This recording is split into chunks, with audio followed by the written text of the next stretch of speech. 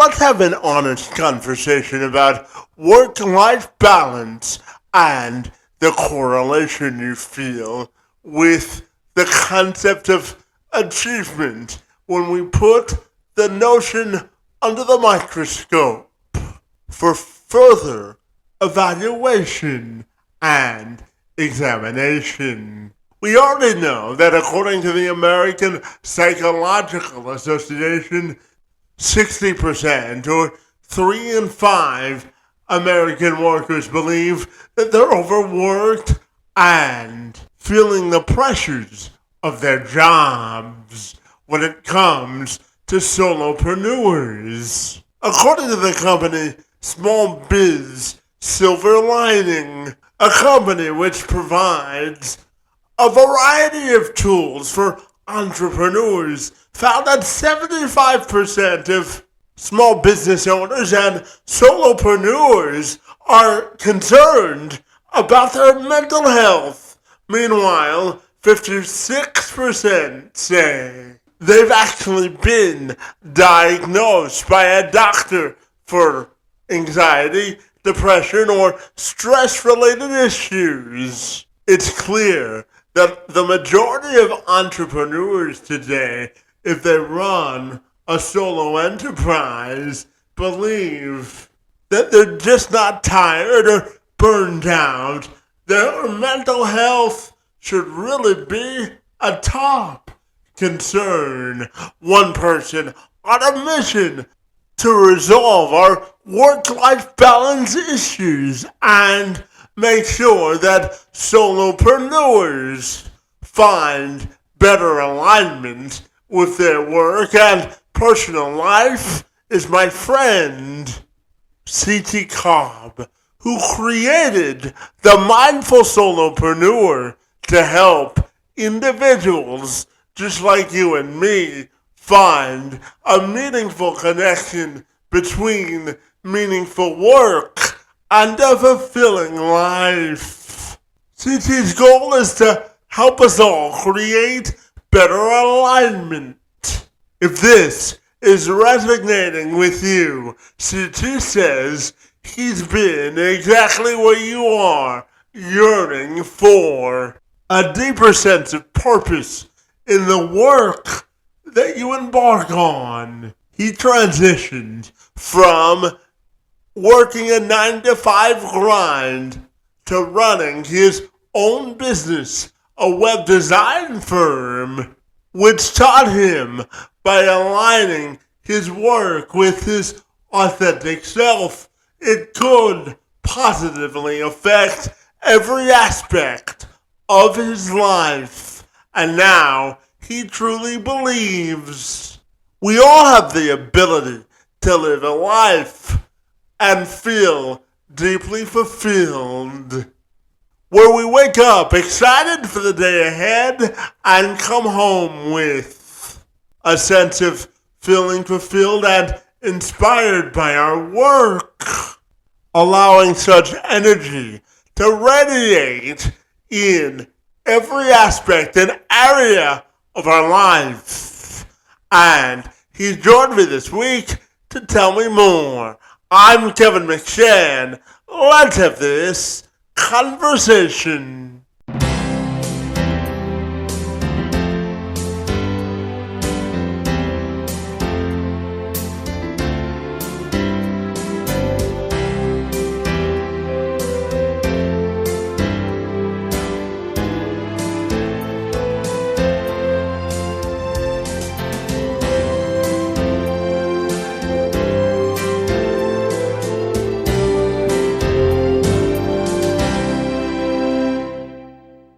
Absolutely, CT. So if you're ready, my friend, I'll welcome you to the program. And I'm super excited to learn how you help entrepreneurs and other professionals get a better sense of alignment, my friend. Great to see you, and happy Wednesday to you, my friend. Yes, right back at you. Thank you for having me on. Absolutely. Now, I know that you created the Mindful Soulpreneur because you wanted entrepreneurs and solopreneurs to get a better sense of alignment when it comes to their work-life balance, my friend. So tell me all about the initiative and what makes it so fabulous, my friend.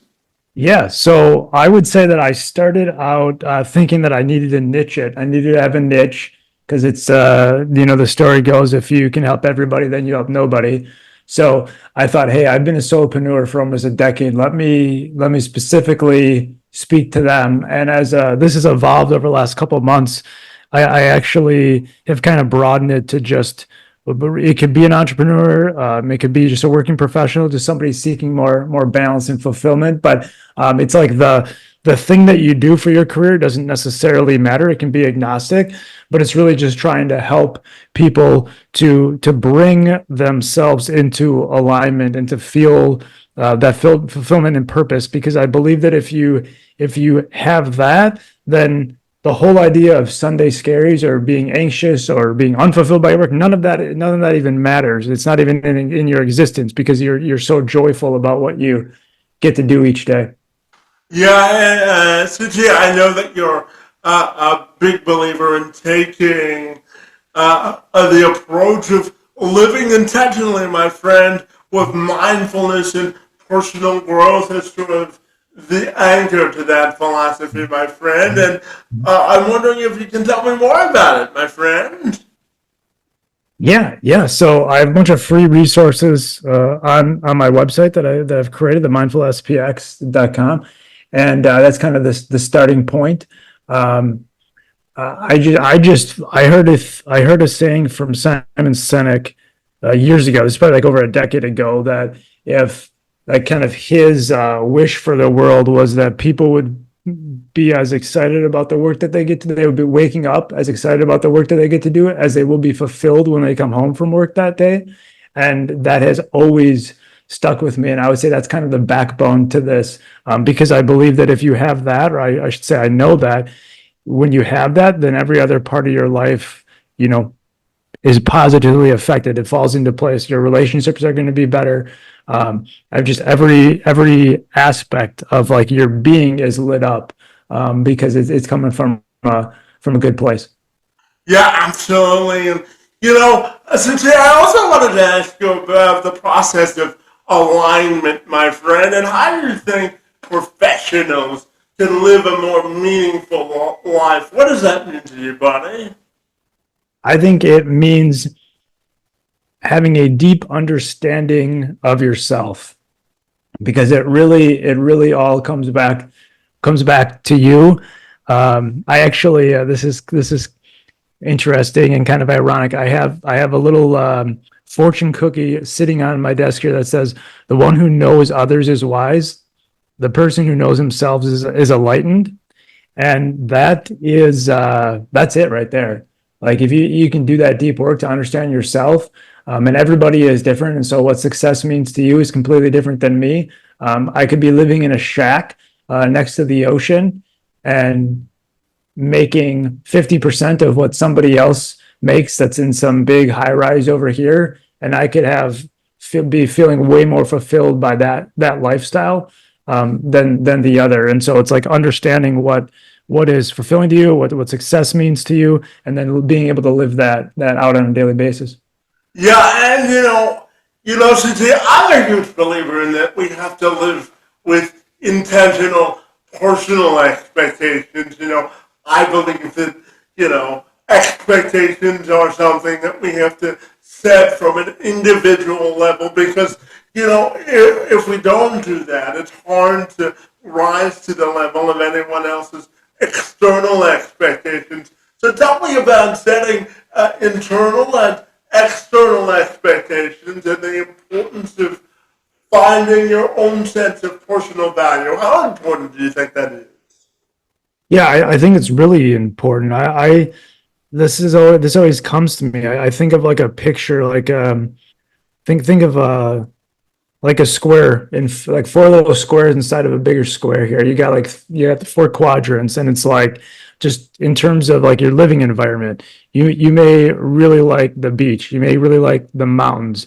You may really like the desert, or like up in you by you in Canada. You may just like the winter and the cold and like the snow, like, but like there's an environment around that, and each of us is going to have a very different view on each one. So that's like a kind of a high level, but I feel like it's like just to again like understand yourself and like where do I feel most productive, where I feel most energized. It's like we all innately know these things, but it's like we don't listen to ourselves to be able to like take action. So you may ask yourself right now, like, and I have no idea, but as you sit with it, I think it will come pretty naturally, and then that just kind of feeds into more introspection as you go. Yeah, absolutely. And for the record, CT, I'm not a fan of the Canadian winter, okay? Got it. Noted. Give me 80 degrees and sunny all the time, okay? Oh, if you need a beach, you come down by me. I got you. Well, Jacksonville made me a 6 month rental for me when the winters hit in Canada, okay? Yes. Absolutely, my friend. So tell me, my friend, I wanted to ask you about achieving or finding more profound clarity, my friend, because, sometimes in life, life gets moving and it gets busy, and we sort of lose our sense of clarity. So tell me, how do you think we can achieve better clarity? We're still keeping in mind the responsibilities that we have both at work and at home, my friend. What are your thoughts there? Mm-hmm. I would say something that's coming to me. Obviously, we're not all in a relationship, but maybe thinking of it in terms of like a team. And I guess me as a solopreneur, it's a little harder. Like it's a solo team. It's just me. But to think about like, I guess kind of creating that community, like in your sphere, whatever that means to you. Finding whether it's a relationship, a significant other, whether it's team members, whether it is just people in your own community or outside of it online. You and I were in different different countries, like being able to connect, but finding those like-minded people that you can bounce ideas off of. It's kind of like you're the sum of the five people that you hang around with, and just to kind of build that. And when you see other people like you that are doing similar things, like it's going to motivate you to go to the next level. If you're just hanging out with people that drain your energy, like then you're going to feel drained all the time versus the other way around. So I just wanted to like, I feel like that's like an important aspect that we may like forget about, but I feel like that can also like bring clarity, just the knowing of like, hey, where's my energy being drained? Where is it?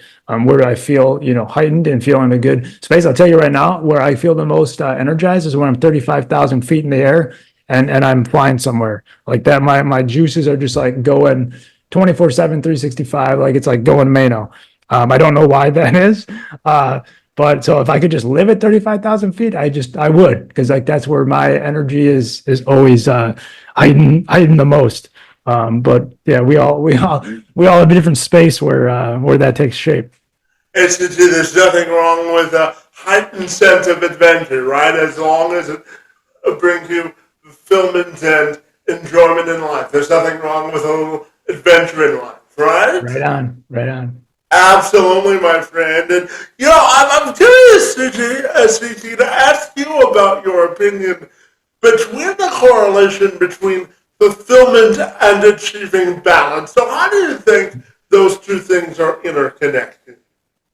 Yeah, I think fulfillment, it comes from living in alignment with your values, and balance is about kind of managing the tension between those things, between the things that you value. So you can't feel fulfilled if you're constantly burnt out. And so similarly, you can't really have balance without, or you can have balance, but you can also feel hollow. And so they feed into each other, and trying to kind of create a life that feels whole and intentional in that. So they're obviously like different aspects, but they also are, interconnected as well.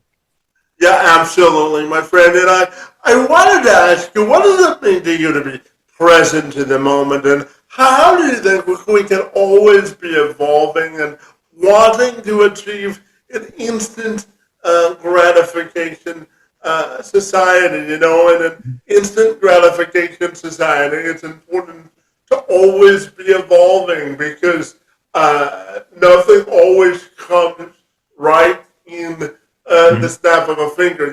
I say that, when we talk about being present in the moment, it's not like instant coffee, right? Right? It takes some time and work to achieve that. So what does it mean to be present in the moment, in your opinion, in an instant gratification society, my friend? Yeah, one of the phrases I like is to be where your feet are. And so I just think about that very, like literally like look at your feet, like where are you right now? Like be present right here, right now. Doesn't matter what you're doing in 30 minutes or where you have to go or the 5 things you have to do later today. Like be present with that coworker and have that conversation because maybe it's only going to last 120 seconds, but like maybe that person really needs that conversation. And so just those small moments, just being fully present, listening deeply with whoever you're with. I think it's very easy right now in this constant busyness, constant dings on our phone 360 24/7 365 that we get away from that. And so just when you're with somebody, whether physically like in person or like we are here on Zoom, just being fully with the other person, giving them your undivided attention. Yeah, absolutely. And Suji, I also wanted to ask you about the importance of, a self-reflection in this divided times. America, if you turn on the news, depending on what side of the aisle you're on, so to speak, it's becoming so territorial. And I think in some reflection and some respects, we've lost the ability to, compromise and still disagree with respect. So I'm curious to ask you, how do you think we get back to a place of compromise when it comes to social issues or societal issues that may arise a different opinion that you may hold as yourself? What are your thoughts there? I wish I had the answer. I would say You'd probably be a millionaire, right? No. I feel very strong with you that just as like a world, it just feels like we're very divisive, very separate sides. It's black and white, and I wish it wouldn't be that way. I wish that we could all really. It kind of goes back to like that listening deeply, like really truly like listening to the other person or the other side of the table. Having that empathy. I think at the end of the day, we're all just one. It doesn't matter race, religion, sex, anything. We're all just one, and that may be a idealistic way to approach it. But I feel like if we could have a little bit more empathy, a little bit more gratitude, a little bit more presence about us, that we could make more change than what it seems like we're doing, because it just whatever one side does, the other one doesn't like, and vice versa. And it's just like, it feels like a never ending battle. It's like a lose-lose. Susie, I equate it to like the hamster wheel. It always keeps moving in a loop, right? Correct. Absolutely. And, Susie, I also wanted to ask you specifically about self-reflection because, I'm a big self-reflective person. I like to go through experiences and then self-reflect on them. It kind of brings me back to my inner center, my friend. So tell me about the importance of the power of self-reflection and how entrepreneurs and solopreneurs can use it as a competitive advantage, my friend. Yes, so I think it's huge. I think it's very similar to think about when you're going on a fitness journey and you're just starting out. You're not, whether you want to lose weight, gain weight, it doesn't really matter here. But the point is, like, you're not seeing you're doing this for a couple of weeks or a month or whatever. You're not seeing the results, quote unquote, on the scale but you take progress pictures and you see the changes and you're like, holy crap, there's biceps I didn't know I had. Or, hey, wait, I look like actually I've lost some weight there, or whatever the case may be. You are seeing the progress in those pictures more so than like what the stats would indicate. And I feel like that's very similar with self-reflection, in that, you could journal daily and you feel like, hey, like I'm not really like moving forward, versus where I was 3 months ago, a year ago. And then you look back on those journal entries and you're like, holy crap, a year ago today I was doing XYZ, or 5 years ago today I was doing ABC. And I think having that like longer term view can be really, really beneficial, especially in today's day and age where everybody's on social media comparing highlights to other people's highlights, and in the whole comparison trap. Yeah, and Susie, I wanted to ask you about personal development and really getting into how it acquaints to alignment, my friend. So if I asked you to teach a master class about personal development and alignment, and I asked you to come up with your fantastic 4 steps on how anyone can achieve that, no matter how old you are or your level of experience, my friend, what would be your 4 fantastic steps, my friend? What are your thoughts there? Oh, that's a good question. I don't think I've been asked that one before. Let's see. So we're thinking like four steps to maybe like the personal development, under the personal development umbrella, just to find fulfillment. Is that the question? Fulfillment and alignment, absolutely, Yep. yeah. Okay, let's go with um, the biggest part of it has to be the introspection. So there has to be a piece of doing the deep work to understand yourself. Let's put that as number one. I would say number two, let's define what a rich life means to you, which has nothing to do with money. So it could be health, wellness. It could be financial aspect to it, but relationships, like I guess maybe it's wealth, maybe just like personal wealth, which we can extrapolate to many different areas of life. Let's do that. Okay, we got two, three. I feel like relationships. I feel like relationships are huge. So to dive into the relationships of your life that are draining you, that are energizing you, what's working, what's not working, what do you want to manifest? If you're looking for something more in that realm, what do you want to manifest? And four, so we got introspection, we got defining your rich life, your wealthy life outside of money, and relationships. And four, I like the power of three, so I kind of like those three. Do you have a fourth one for me? For me, it's giving yourself grace and gratitude when stuff in your life doesn't always go the way it goes. Yeah. I look at life as a constant test of resilience, and I always say when I talk to business executives or people who work in the DE&I space, because I was born with a disability, and I always tell them that when adversity strikes, the answer to the test of adversity is resilience. It's the tool in our toolbox when the gas tank of caring about life is on empty. We always tap into resilience. So the fourth one, I'll help you out with that one. To me, it's tapping into the reserve of resilience, if that makes sense. I like that. Yeah, absolutely.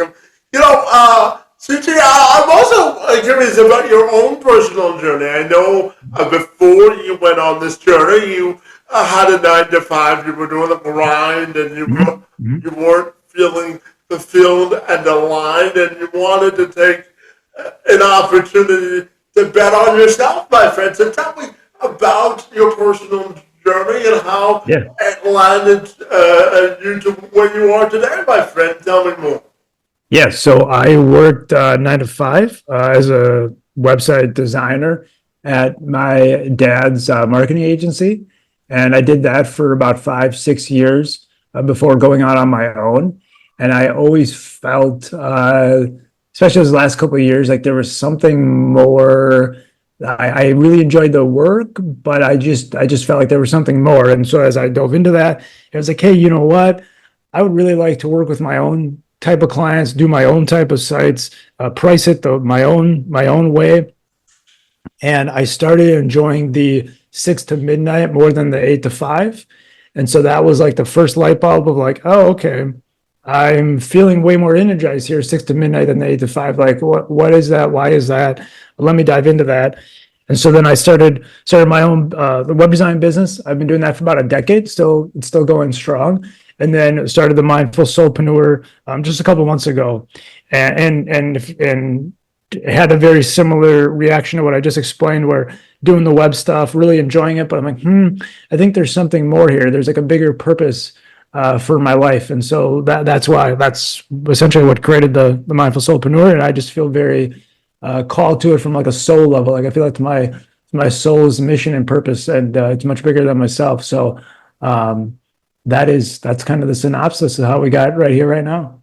Absolutely. And, Cindy, you bring up something important. And I want your definition on what does it mean to you to authentically believe in your abilities and bet on yourself? What do you think it means to bet on yourself with confidence, my friend? I think it is if we want to go the alignment route, I mean, it's probably like a deep alignment within yourself. I would tell you that while I understand from like a societal perspective that it can be scary to go out on your own, start your own business, do your own thing, I would tell you that I've never like I didn't really I wasn't really like scared. Like, sure, it was like, hey, I'm going on my own. Like, how am I going to feed myself? Like, how am I going to pay the bills? But like, there was like an alignment with it where like it didn't, there's like an inner knowing of like, no, this is like what I'm supposed to do. Like, it will work out. I don't necessarily know how to build that. I think that was more just something kind of innately that like was inside of me that I just kind of had to get a little spark to get it ignited. But there's something to that as I've reflected on that's like when you are in such alignment that like nothing can stop you because it's what you're supposed to be doing. I don't know if that makes sense or answers the question, but that's kind of where my head was going with it. Yeah, absolutely. Cindy, one of the reasons I wanted to talk to you today is because I'm a big believer in creating inclusive spaces. One of the reasons I wanted to start this podcast is because, I looked at the world and I said there has to be more that binds us together rather than working to separate us, my friend. So I'm curious to ask you about creating what I call bridges of unity and the steps that we have to do to create more common understandings so that we can solve more problems. What are your thoughts there? I would say the one thing that comes to me is vulnerability. So if we could all just be real with each other and not put on the facade and the mask and the fakeness and the social media highlights of the world, and if we could all just be a little bit more real and vulnerable, I think it would connect us much greater than we are. Yeah, absolutely. And my friend, I know that you say you're here to make people start you're not here rather to make people start their own businesses, but you want to help them live a life that they're more genuinely fulfilled by. And, entrepreneurs sometimes work 80 to 100 hours a week and they want to prove that their concept or vision works, my friend. But how do you think entrepreneurs, whether they do it by themselves or with a staff of people, can create create a culture of feeling fulfilled and balanced, my friend? What are your thoughts there? Yeah, I think it definitely starts at the top, and so it's like culture is always, I think, like a top down. It's like everybody on the same page, moving in the same direction, rowing the boat together, and it's that that connection that everybody is. We can all be, in different phase. Let's say you're an entrepreneur with a team. You can all be in different phases and have different people in different roles and the hierarchy of that, but yet everybody feels together and connected on that one shared mission. Is kind of the way that I look at that.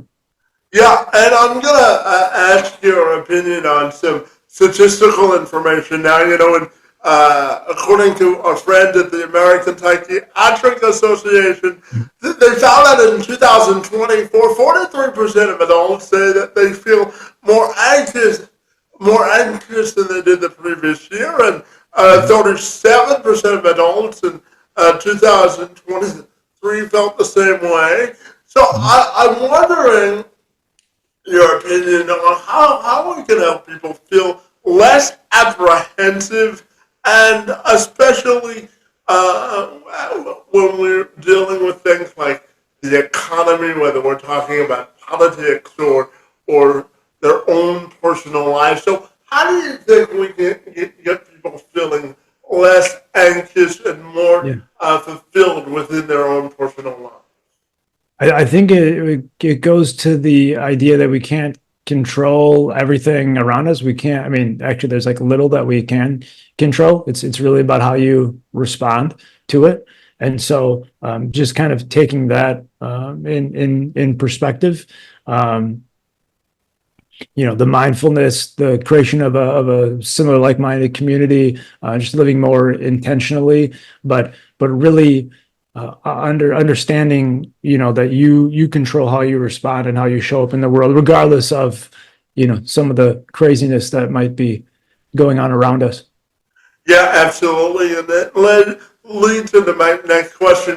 My friend, I found out, anyone that listens or watches my podcast knows that I found out at the age of 9 that I wouldn't be able to walk for the duration of my life without assistance because of the severity of my cerebral palsy. And, I always tell people that everyone's portrait of success is different, and it's incumbent upon all of us to sort of shuffle our own deck of 52 playing cards into the direction that we want them to go. So, with that in the context, my friend, what do you think it means to take ownership of your life and have conviction in your own decisions? Because at the end of the day, success and prosperity, in my view, is an individual decision. Would you agree with that? Yeah, I was just thinking about this actually this morning.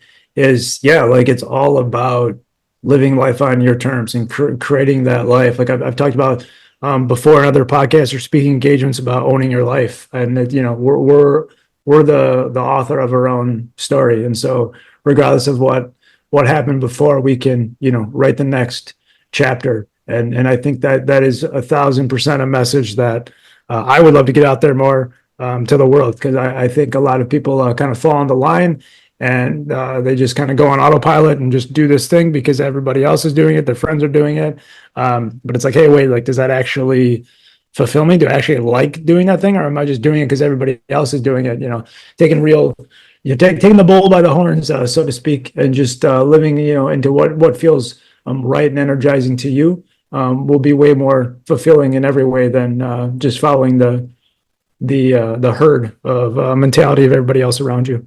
Yeah, absolutely. And Suchi, I know that you're doing the entrepreneurial journey now, but I'm also curious to ask you, what lessons do you think that you've learned as an entrepreneur that any organization can take to implement a better or more cohesive organizational culture? What are your thoughts there? That's a really good question.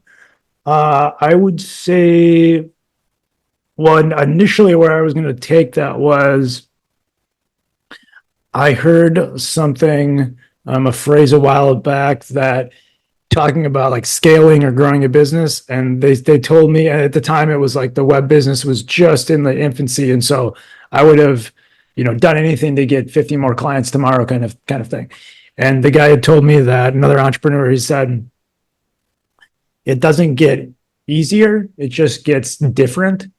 And I feel like that could probably be extrapolated to many different things. And it's like, hey, I have 10 clients, I want 50 clients. I have 50 clients, I want 100. I have 100, I want 10,000.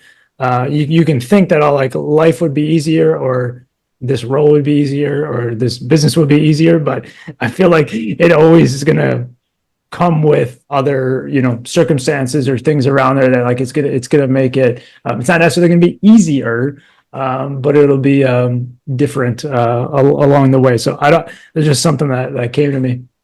Yeah, absolutely. And so, Jay, I'm wondering if there's a motto in life that you live by, that you rely on when things are difficult or when they are prosperous, my friend. Is there a saying or a motto that you live your life by that gets you through both happy and challenging times, my friend? So a couple that are coming to me is leaving your legacy. So something along those lines. Rowing the boat. Making sure everybody's in the same direction. Owning your life, like we talked about. One that just I heard recently that really has struck a chord with me is you limit what you label. And I think that is that's concise and profound. And so we can all put labels on our jobs, our relationships, our challenges. But once you do that, then you put it in a box. And so again, you limit what you label. I love that one. Yeah, absolutely. And as we are ending the year, as I told you, I'm a self-reflective person, and I'm curious to ask you about the biggest lesson of growth and improvement that you've learned about yourself that you're looking to build on or strengthen as we go into 2025. What are your thoughts then? What I'm trying to kind of like, what am I trying to grow into, I guess could be a way to say it. Yeah, absolutely. We'll go with that. Yeah. Yeah, I would say that I have done some speaking engagements, but not to any regularity. And so that's something that I feel like I'm being called to do. And so kind of stepping in that role, I could be seen much more like behind the scenes ish, kind of like let me do my thing over here. And so it's not like my default to kind of want to get up in front of the room, so to speak. And so just beginning to get more comfortable and just kind of go with the flow and let that be. I'm excited to kind of see where that goes in the next 3, 6, 12 months. Yeah, absolutely. And so to tell me, my friend, what do you think is the key to building confidence in life? Building confidence? Yeah, what do you think is the key to building confidence in life?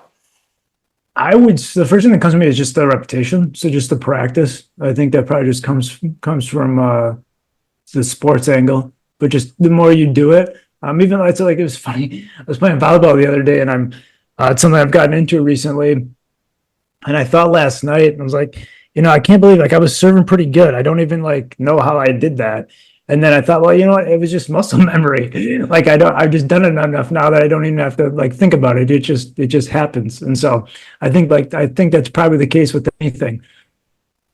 Yeah, absolutely. And so I'm curious for you, how do you define personal joy and fulfillment? What brings you the most joy in life from a personal perspective, my friend?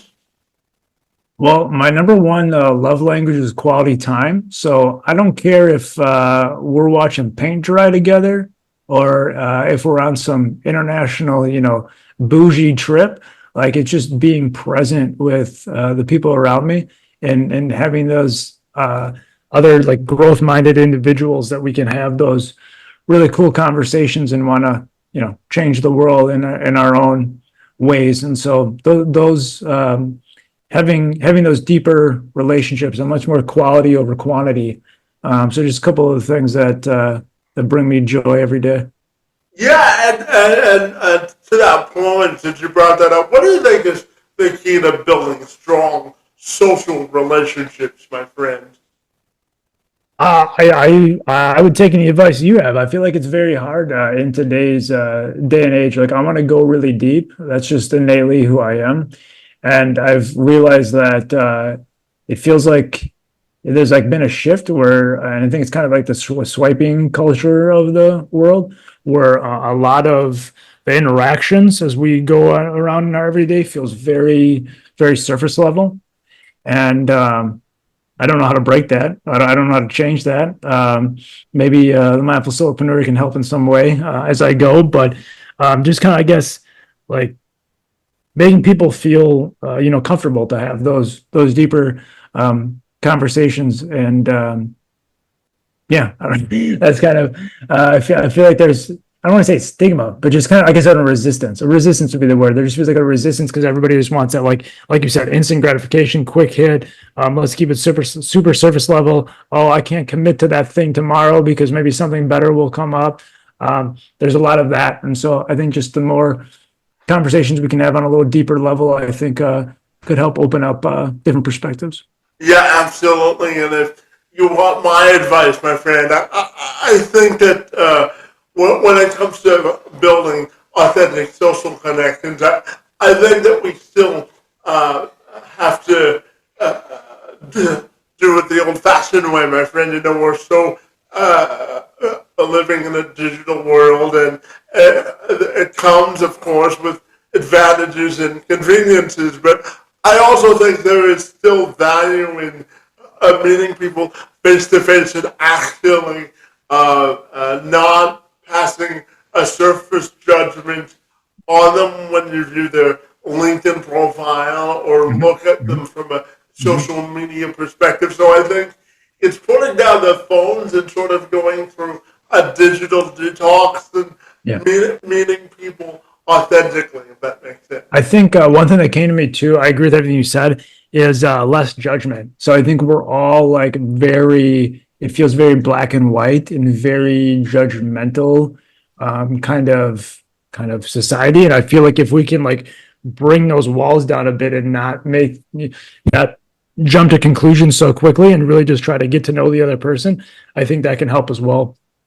Yeah, and since I've got two questions left for you, and building on our previous discussion, I'm a big believer in social capital and learning from other people. And there's a sign in my office that says, no matter how many degrees you have on a wall, or how many years you went to school, my friend, you can always learn something Mhm. from somebody else or your neighbor, my friend. So tell me about removing sort of that social judgment label and really building a community of social capital, especially for solopreneurs, because Mhm. if you're doing it on your own, you have to build a community of social Yeah. support. Would you agree with that? Yeah. I think it's huge. I've tried to do some of that locally, build some of those kind of solopreneur type communities, and it really hasn't taken off. But I am a huge believer and proponent to building those kind of tribes. Or I'm actually a huge proponent as well in the retreats, whether business related or not. I did like I was saying before, I think I mentioned to you, like a digital detox retreat. Um, like that, like to be able to take away all your devices and like really just be present, like that is like it's crazy how the insights that you can get from that. And I feel like everybody can benefit from that, whether you're an entrepreneur or not. Like having that time, that like I would say like structured, time away. That those detox kind of philosophy pulls you away from the everyday and lets you look at things with fresh eyes and a fresh perspective. Yeah, and I'm going to end on a two-part question, my friend. And if I asked you to create a commercial for the mindful solopreneur, my friend, and asked you to come up with a definition of what you wanted that legacy to be, Mhm. how would you structure the commercial And how do you want your personal and professional legacy to be defined, my friend? I saw a commercial from, I think it was Edward Jones recently about kind of similar to what I had mentioned before with rich life, like defining your rich life and like what that means to you. And I actually have an article talking about that on the site as well, because it really struck a chord with me, and it's resonating with me as you asked that question, because it's essentially talking about, here's this financial institution that should be all about money, right? But then they're like, hey, like let's rethink what that actually, like what a quote unquote rich life means, or a wealthy life. And so I feel like the commercial would be something along those lines, is kind of like redefining what success means, what a rich life means, what a living with joy, like really kind of rediscovering that within yourself. And I would say from a personal, professional, what do I want my legacy to be? It would just be that I'm leaving the world a better place than the way I found it. And if I inspire one person, then I did my job. But I absolutely like to inspire way more than just one. Yeah, absolutely. And finally, my friend, if people want to get connected to the Mindful Soulpreneur or yourself personally, what's the best way they can do that? Yeah, reach out on LinkedIn, CT Kaupp. We can put it in the show notes, and then the website is themindfulspx.com. Everything is there, and a bunch of free resources. If you're into coaching, I have that as well. Yeah, that's what I got going on. Fabulous, my friend. Well, I want to thank you for the work that you're doing to bring personal development and growth to mindful solopreneurs and entrepreneurs all across the country, my friend. I really enjoyed engaging in conversation with you, and I want to thank you for taking time to answering my questions and for being here this afternoon. It's most appreciated. Yeah, absolutely. Thank you for having me.